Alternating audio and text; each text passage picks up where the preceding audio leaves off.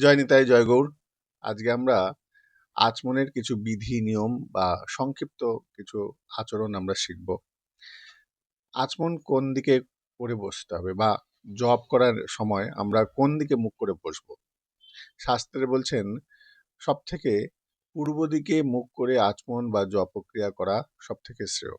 কেন বলছেন না, অত্রিয় সংহিতায় এক জায়গায় বলছেন, দক্ষিণে রুধিরম প্রত্যম পশ্চিমে মূত্রমেব চ উত্তরে কেবলম তোয়ম পূর্বে অমৃতমুচ্যতে। অর্থাৎ আমরা যখন জব করতে বসবো তখন জব করার দক্ষিণ দিকে যদি আমরা বসি, দক্ষিণ দিকে বসলে রক্তক্ষয়ের প্রতীক বলা হয়। অর্থাৎ দক্ষিণ দিকে অবস্থান অশুভ ফল বা শারীরিক কষ্টের কারণ হতে পারে। 2 নম্বর হচ্ছে পশ্চিম দিক। পশ্চিম দিককে মূত্র বা ত্যাগের প্রতীক হিসাবে ধরা হয়েছে। উত্তর দিককে কেবল জল বা সাধারণ শান্তির প্রতীক বলা হয়েছে।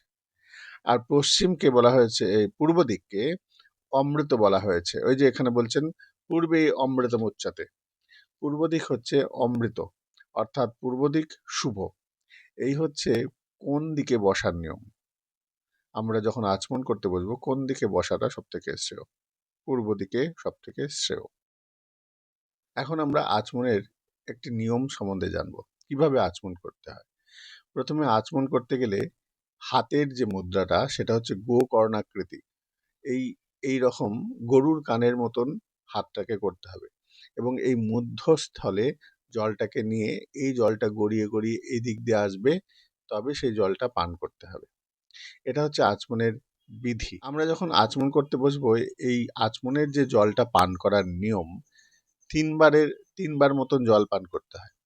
এইবার বিষয় হচ্ছে, এই যে গোকর্ণকৃতি হস্ত, এই গোকর্ণকৃতি হস্তের মাঝখানে একটা মাসকালায় ডুববে এই রকম পরিমাণ জল নিতে হবে। সেই জলটা আমাদের পান করতে হবে। আর অবশ্যই খেয়াল রাখতে হবে এই জলটা যেন না অতিরিক্ত বেশি হয় না অতিরিক্ত কম হয়। যদি অতিরিক্ত বেশি হয় বা অতিরিক্ত কম হয় তাহলে কি হবে, আচমনের যে জলটা আপনি পান করবেন সেই জলটা কম বা বেশি হলে কি হয় না, সেটা শ্রোণিত অর্থাৎ রক্তপানের ফল লাভ হয়। শাস্ত্রে যে গোকর্ণাকৃতি হস্তের ব্যবহারের কথা বলেছে, এক জায়গায় বলছেন, গোকর্ণাকৃতি হস্তে না মাসমাগ্নম জলম পিবেত তন্যম অধিকম কাপি পিবেত চ রুধিরান্ততঃ। তো এই ব্রহ্মতীর্থে জল পান করতে হবে। আমাদের যে আচমন করার বিধি, এটাকে বলে ব্রহ্মতীর্থ। এই যে রেখাটা যাচ্ছে এই রেখাটাকে বলে ব্রহ্মতীর্থ। এখন বলছেন ব্রহ্মতীর্থে জলপান করতে হয়। ডান হাতের করতলের আঙুলের নিচে যে অংশটা দীর্ঘ রেখা, এই যে রেখাটা, এই রেখাটা দীর্ঘ রেখা, এইখান দিয়ে জলটা এইখানটা ব্রহ্মতীর্থ বলে, এইখান থেকে জলটা গড়িয়ে পড়বে এবং সেটাকে পান করতে হবে।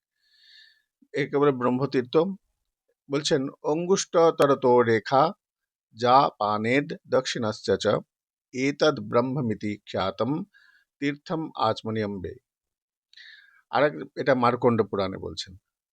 আর মনুসংহিতায় বলছেন অঙ্গুষ্ঠ মূলশ্চ তলে ব্রহ্মতীর্থম প্রচক্ষতে।